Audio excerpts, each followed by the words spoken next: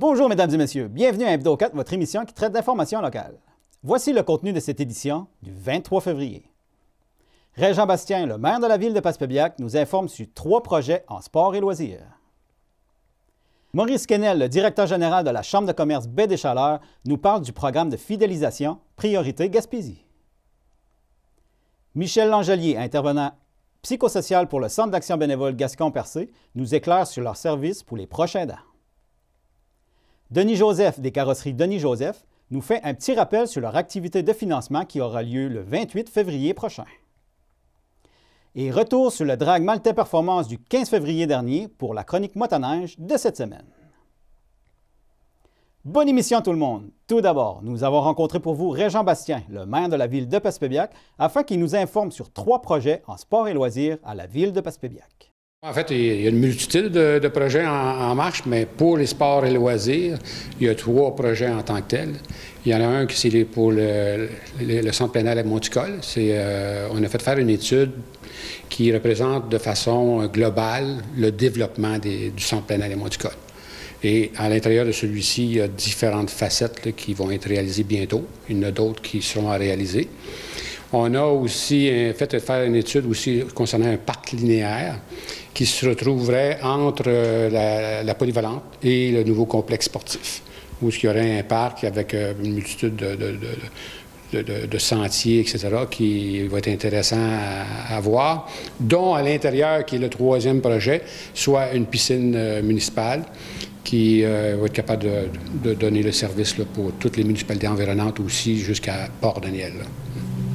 Là, ces projets-là, présentement, sont à quel état? En fait, il y en a un qui, pour la piscine municipale, c'est un projet où on va déposer prochainement dans un programme où c'est financé jusqu'à 66 %. Donc, une étape où ce qui peut être intéressant, c'est-à-dire que ça va représenter des coûts plus faibles pour les citoyens. Mais on peut aller chercher des financements supplémentaires aussi via différents partenaires et aussi des commandites et aussi d'autres ministères. Donc, le financement à 66 % pourrait être beaucoup plus grand que ça. Et un ordre de grandeur par rapport aux prix, ce n'est pas des montants que je peux mentionner présentement parce que je n'ai pas encore les prix officiellement. C'est ce qu'on aura prochainement. D'ailleurs, il va y avoir une présentation des 3 projets en tant que tels le 23 mars à 7h30 au Centre culturel à Passepébiac.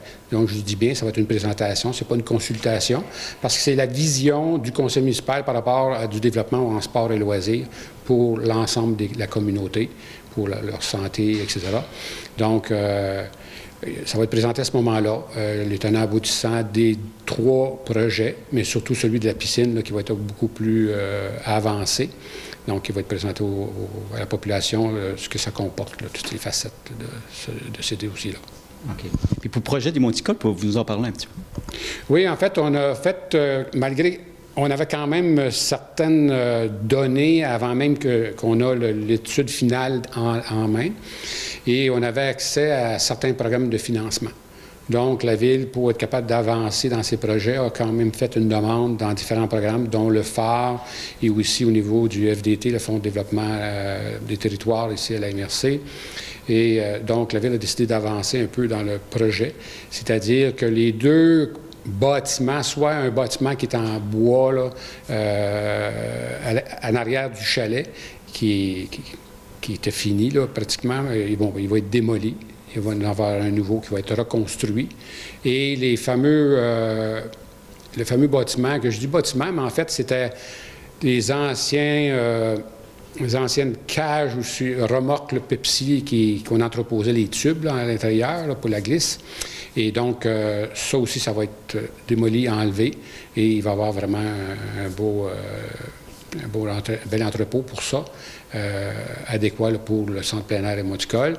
Et il va y avoir aussi une mise en lumière du centre, autrement dit du belvédère, parce qu'il va être agrandi, mais aussi mise en lumière où ce qu'on pourrait voir jusqu'à la limite, là, ça c'est pas encore certain à 100 %, mais qu'on pourrait voir même de la 132.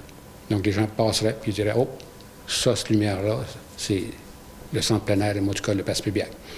Et ensuite, il va y avoir aussi une guérite qui va être mise pour protéger la personne qui travaille au remont de pente là, des intempéries. Là. Donc, Ça, c'est dans la première phase, je dirais, la première partie de la première phase, parce que le projet, il va être présenté en plusieurs phases, qui ultérieurement, les citoyens verront qu'on va obtenir sous peu, on va être capable même de présenter ça, le développement du centre plein air et monticole dans son sens large.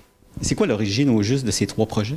Mais en fait, ça part un petit peu de loin, c'est-à-dire dans mon premier mandat de la mairie, les gens nous parlaient qu'ils auraient aimé avoir, premièrement, une réfection du monticole et aussi une piscine municipale avec un parc, parce qu'en fait, on a un parc, entre guillemets, au niveau du banc de pêche de Passepébiac. C'est des projets qui sont encore là, c'est juste qu'il n'y a pas de financement, donc on ne peut pas avancer nécessairement dans ces dossiers-là.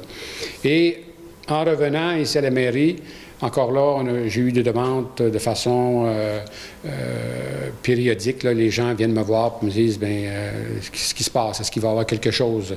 Le centre plein air monticole, on sait que la bâtisse, la structure, elle commence à en arracher, comme on dit. C'est usé, il y a de l'humidité, puis les planchers ne sont pas adéquats, puis tout l'équipement aussi.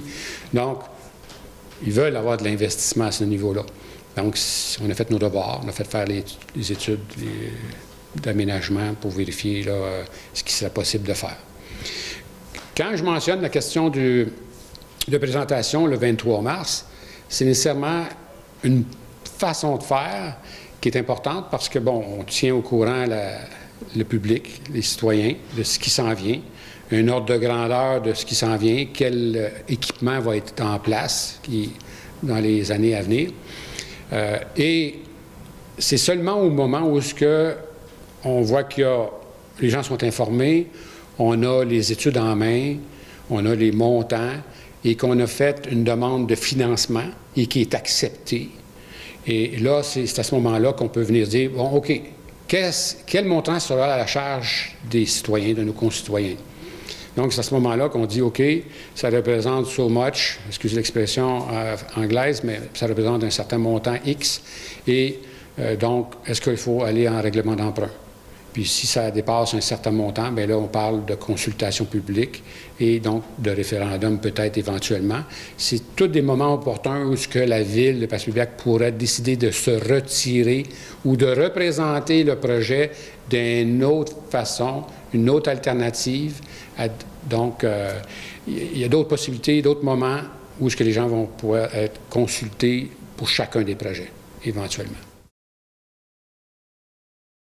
Il existe un programme de fidélisation permettant aux consommateurs d'obtenir des dollars Priorité Gaspésie auprès des marchands participants. Maurice Quesnel, le directeur général de la Chambre de commerce Baie des Chaleurs, nous en parle. Pouvez-vous nous rappeler, c'est quoi Priorité Gaspésie? Priorité Gaspésie, c'est un programme de fidélisation pour l'achat local. C'est vraiment une fidélisation de clientèle pour les commerçants qui veulent faire partie d'un programme qui est très intéressant. Dans le fond, c'est comme un peu le principe de la carte Hermès. Sauf que c'est Priorité Gaspésie. C'est une carte qui permet d'accumuler des points, mais c'est pas des points, c'est de l'argent que tu accumules.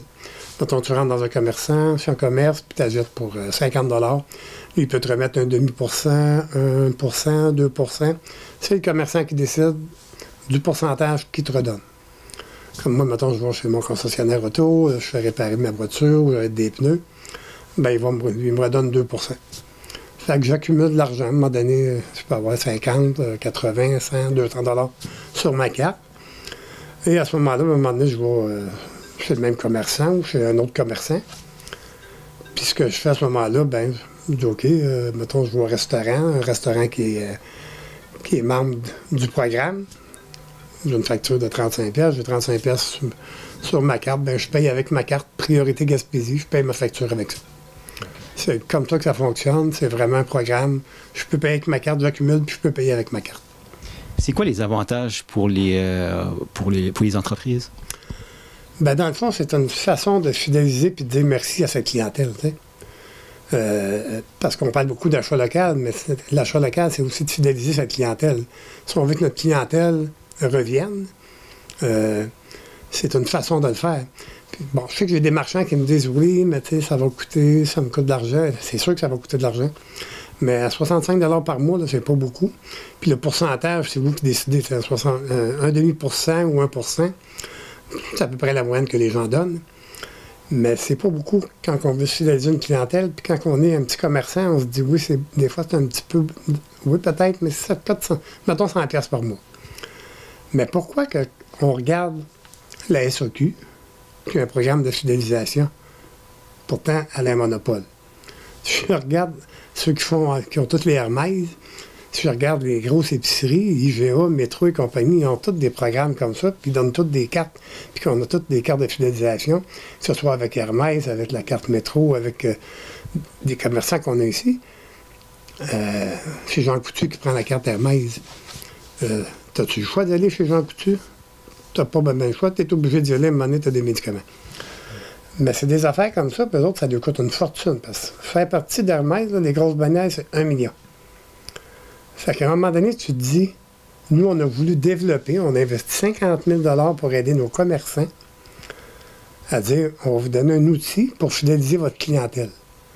Puis attirer les gens chez vous avec un programme spécialement pour la Gaspésie, pour dire qu'il va vous coûter pratiquement rien, parce que à 780 par année, où on fait des publicités, qu'on fait des concours, au moins 2 fois par année, où on fait tirer des cartes, des 50, 100, 500 pour justement que les gens aillent chez les commerçants.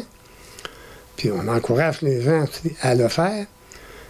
Puis on a l'outil aussi avec ça, c'est qu'à un moment donné, on peut envoyer, parce qu'on a une liste, les gens, quand ils s'inscrivent, un coup qu'ils ont leur carte, il faut qu'ils s'inscrivent.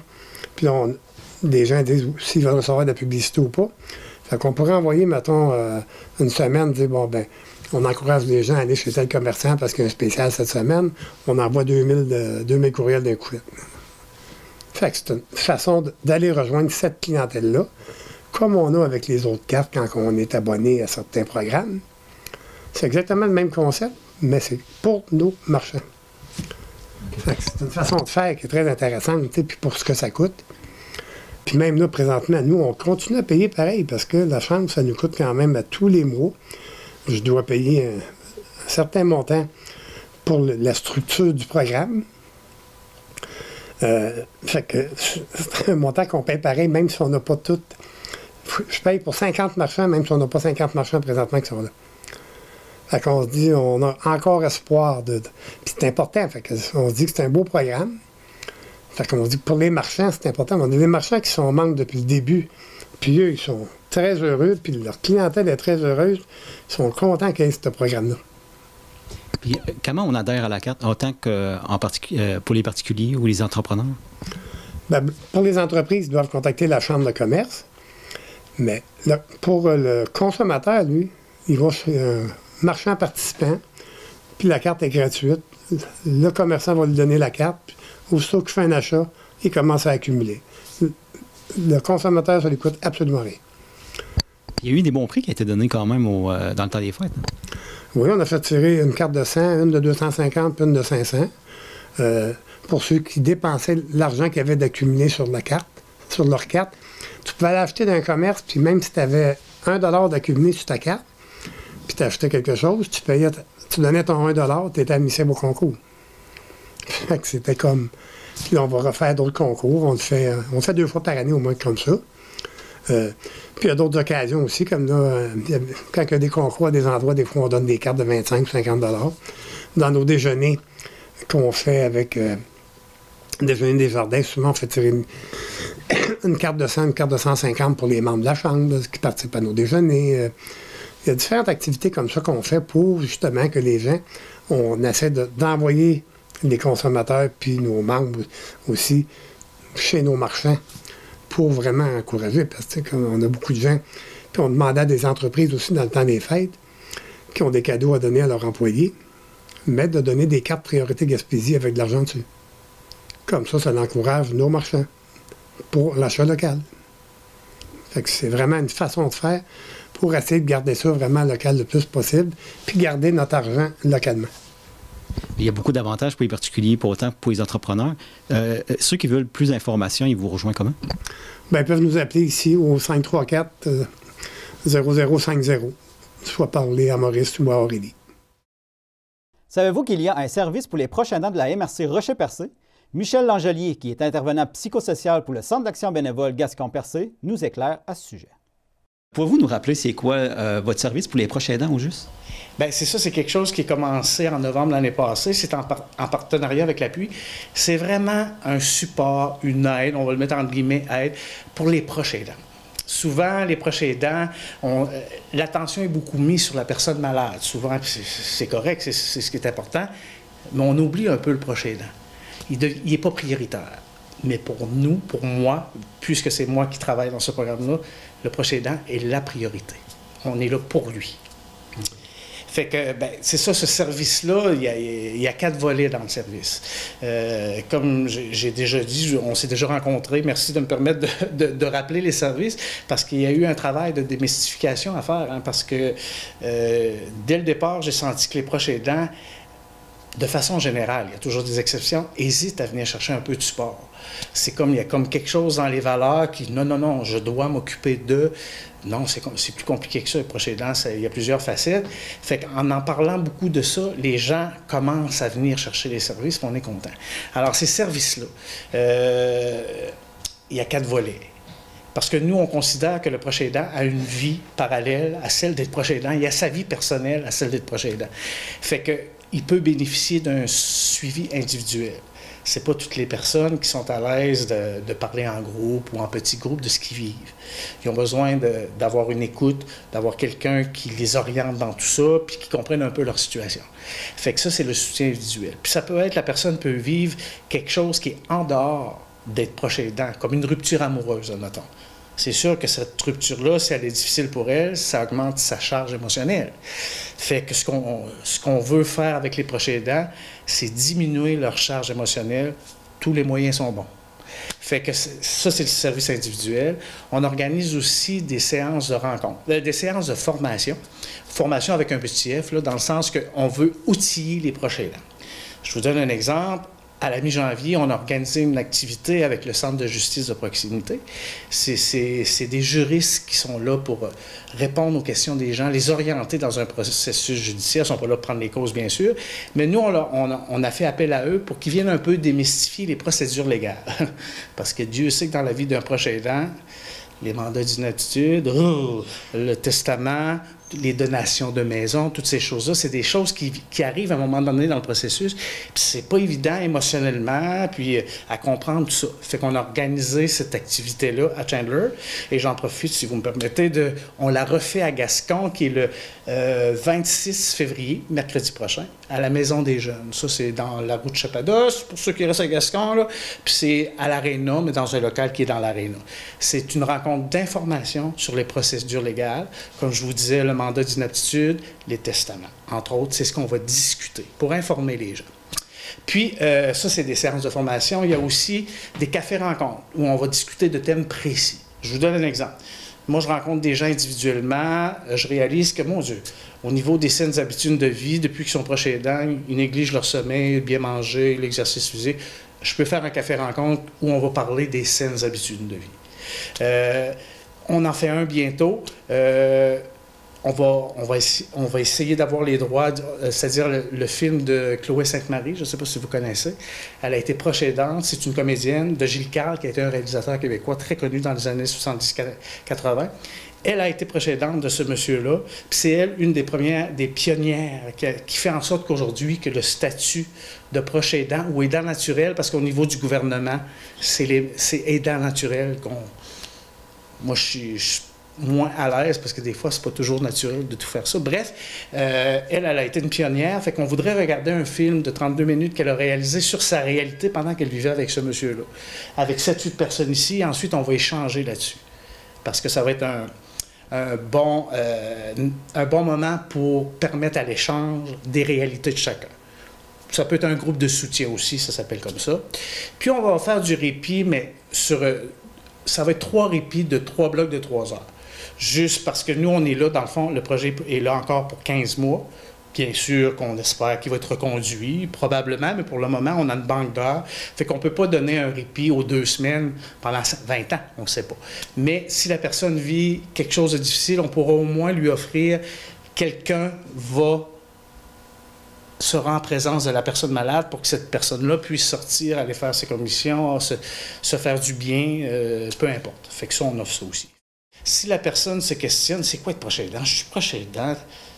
Questionnez-vous pas trop, appelez-moi. On va répondre à ça, je vais vous rencontrer, puis on va évaluer ça ensemble, puis tout ça. Fait que s'il y a lieu, parce qu'on pense souvent que le proche aidant, il faut être dans une période, genre d'être quasiment 16 à 18 heures avec la personne par jour. Ben non, tu peux être proche aidant si tu fais la commande 2 fois par semaine, puis tu vas faire le lavage. Tu es proche aidant parce que tu as une responsabilité. C'est comme une charge. Ça ne veut pas dire que c'est une surcharge, puis c'est négatif, mais ça devient une responsabilité de plus. Puis dans la vie du proche aidant, ce que je vois, tout dépendant des situations, ça se fait subtilement, toutes ces choses-là. Puis à un moment donné, le proche aidant vient étouffer, épuisé, puis là, il ne comprend pas pourquoi. C'est parce qu'à petite bouchée, ça se prend. C'est comme un club sandwich, hein? À force d'y rajouter des tranches, maintenant, tu n'es plus capable de prendre la bouchée. Fait que voilà. Puis il y a beaucoup de personnes qui sont proches aidants sans le savoir. Oui, excellent, parce que moi, je l'étais, puis je ne le savais pas. Les gens qui ont besoin de plus d'informations ou qui veulent bénéficier de vos services, ils vous rejoignent comment? C'est assez simple que ça se fait pas. Ils appellent au Centre d'action bénévole au 418-689-6023. Ils demandent pour me parler à moi, Michel Langelier. Si je suis pas là, on prend le message et je les rappelle le lendemain, c'est certain. Fait qu'ils appellent ici, même s'ils ont juste des questionnements, on va partir de là. Puis si vous me permettez de rappeler aussi, le Centre d'action bénévole offre une autre forme de répit on n'est pas porté à associer à ça à du répit, mais la popote roulante ou les plats givrés.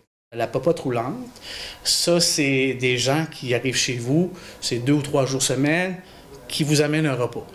Il faut appeler pour remplir une petite fiche, tout ça, puis on voit avec vous si c'est possible, tout ça. Puis il y en a qui n'aiment pas trop ça. On a aussi des plats givrés, c'est-à-dire qu'on a plein de plats ici qui sont congelés, qui viennent de différents traiteurs. Ça veut dire, je dis, exemple, moi je m'en vais à Montréal, j'ai pas le goût de cuisiner, disons, pour 5 jours. Je peux venir chercher des repas ici qui sont excellents, je les ai goûtés. C'est des super bons repas, c'est 5 $ le repas. Fait que ça fait un bon repas pour la personne quand le proche aidant ne peut pas faire à manger. Fait que aussi, il appelle ici au 418-689-6023 pour appeler avant, parce que des fois, ça arrive qu'on en a moins. On en a toujours, mais des fois, on en a moins. Fait que c'est mieux d'appeler avant pour ne pas se déplacer pour rien. Le 28 février prochain aura lieu pour une 10e année au Centre plein air Les Monticoles l'activité de financement organisée par les carrosseries Denis Joseph, dont les recettes sont remises à un organisme de la région. Denis Joseph, le propriétaire, nous en parle. Le 28 février, à partir de 7 h au Monticole, on a notre soirée de raquette nocturne pour la fondation. Les gains vont pour la fondation Linda Lamore Brown. Cette année, c'est notre 10e anniversaire. On va être plus de fous, j'imagine, on va s'amuser. Puis, on espère avoir une bonne recette, parce que l'an passé, on a fait une soirée record. C'était 5000, exactement, c'était 5400 $, 460 $, qui nous amenait un grand total à aujourd'hui, à la 9e édition, de 27 781,70 $. Là, on va sauter le 30 000. Le but, c'est pas de ramasser 50 000. Le but, c'est d'aller pour dire s'amuser entre amis, parce que c'est pratiquement tous des amis qui viennent là. Puis aussi, amener de l'argent pour la Fondation Linda Lamore Brown, qui aide les personnes atteintes de cancer. Pour le moment, ça va bien. On attend beaucoup de monde. Il reste environ peut-être 25 billets en circulation, maximum 30. Là. Je vais avoir le décompte demain. Donc, mercredi, si personne... s'il manque de billets, on est limité parce que le Monticole là, peut accueillir environ 125, 130 personnes, 40 maximum. Je ne sais pas exactement, je n'ai pas compté les têtes debout, là, mais normalement. Donc, procurez-vous votre billet rapidement. Mercredi, selon moi, c'est la fermeture des livres. Donc, à partir de jeudi, on commence à faire nos préparatifs. On va sur le terrain, on installe un kiosque, on a un feu de soir là, dans la même soirée, on accueille les skieurs, et les racketteurs. Il y a les deux. Puis, à partir de 9 h, au Chalet des Monticoles, on a un orchestre, on a de la musique, on s'amuse, on danse, puis on prend un petit verre tout en étant très gentils entre nous. Puis les gens qui voudraient se procurer des billets, ils se présentent directement ici ou ils vous appellent? Ici, il en reste un peu au carrosserie Denis Joseph. Aussi, il en reste un petit peu au Monticole. Peut-être pas beaucoup. Le numéro ici, c'est 418-752-6688. Mais sauf qu'à partir de mercredi, comme je dis, probablement, là, ça va être Ça va être pas mal la fin. On ne peut pas aller plus haut que ça parce qu'on pourrait en faire 500 billets, on en vendrait 500. Parce qu'on se garde seulement 2 semaines pour les vendre tous. Donc la cause tient beaucoup de personnes à cœur. Donc, je vous invite, si jamais ça vous tente de venir vous amuser. Puis non seulement ça, il y a beaucoup de personnes qui font des dons aussi. L'année passée, sur l'argent qu'on a ramassé, on avait beaucoup de dons. On avait des dons des médecins de l'hôpital où ma fille travaille à Montréal. On avait des dons des personnes ici, soit des contracteurs ou des gens qui ont des commerces. On ne demande rien. Mais si vous voulez faire un don, faites-le. Vous avez un reçu qui a été émis par la Fondation Linda Lemore-Brown pour fin d'impôt. Puis nous autres, ben, regarde, on a des prix dans la soirée que nous autres s'occupent de livrer. Puis on s'amuse bien. En tout cas, vous êtes invités tout le monde. Et voici votre chronique motoneige pour cette semaine. Bonjour, ici Marc Duguay pour votre chronique motoneige. Cette semaine, un retour sur le Drag Maltais Performance du 15 février dernier. Tout d'abord, je me dois de mentionner que malgré le froid intense, le Drag Maltais Performance connut un grand succès. Un total de 132 inscriptions, plus de 8 000 $ ont été remis en bourse. Un très grand nombre de spectateurs et plus de 6 heures de spectacle. Les compétiteurs du Nouveau-Brunswick, Carleton, Passepébiac, Chandler, Rivière-au-Nord, etc. Voici maintenant en rafale les gagnants. Catégorie stock, finaliste Éric Coulombe, gagnant Yves English. 600 Improve, Maurice Anglard, finaliste gagnant Jonathan Coton. 700 stock, finaliste Maxime Boulay, gagnant Éric Coulombe. 700 Improve, finaliste Franck Lévesque, gagnant Éric Huard. 800 stock, finaliste LP Giroux, gagnant Marc-André Grenier. 800 Improve, finaliste Duke Metallic, gagnant Hendrik Alain. 1000 stock, finaliste LP Giroux, gagnant Jordan Maltais. 1000 Improve, finaliste Roger Kaplan et gagnant Hendrik Alain. Catégorie Trail Max, finaliste Jordan Maltais, gagnant Sébastien Gauthier. 4 temps Improve, finaliste Guy Brousseau, gagnant Larry Roy. 800 Open, finaliste Franck Lévesque, gagnant Hendrik Alain. 1000 Open, finaliste Germain Joseph, gagnant Jordan Maltais. 1200 Open, finaliste Larry Roy, gagnant Jordan Maltais. Open 2 temps, finaliste Germain Joseph, gagnant Hendrik Alain. Et finalement, le Open, avec finaliste Sébastien Gauthier et gagnant Larry Roy. Steve Whittom et son équipe tiennent à remercier tout spécialement les nombreux bénévoles qui ont travaillé très fort pour faire de cet événement un succès. Voilà, c'est tout pour aujourd'hui. Pour tout commentaire ou suggestion sur cette chronique motoneige, vous pouvez le faire via le Facebook de Télévague. Merci et à la prochaine! En terminant, n'hésitez pas à consulter notre programmation de la semaine. Vous pouvez la consulter sur notre babillard ou directement sur notre site Internet. Et voici ce dont vous aurez le plaisir d'écouter, entre autres, cette semaine.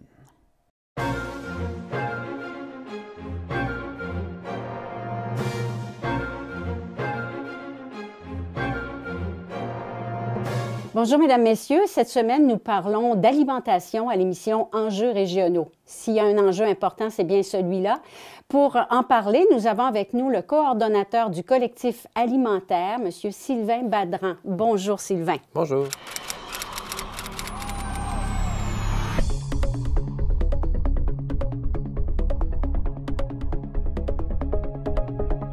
Cette semaine à l'émission, Télévague vous présente les gagnants et les extraits des participants de la finale locale de secondaire en spectacle qui a eu lieu à l'école polyvalente de Chandler le 19 février dernier. Et voilà, mesdames et messieurs, ce qui complète l'édition de votre émission Hebdo 4 du 23 février. Merci beaucoup d'avoir été avec nous et à la prochaine!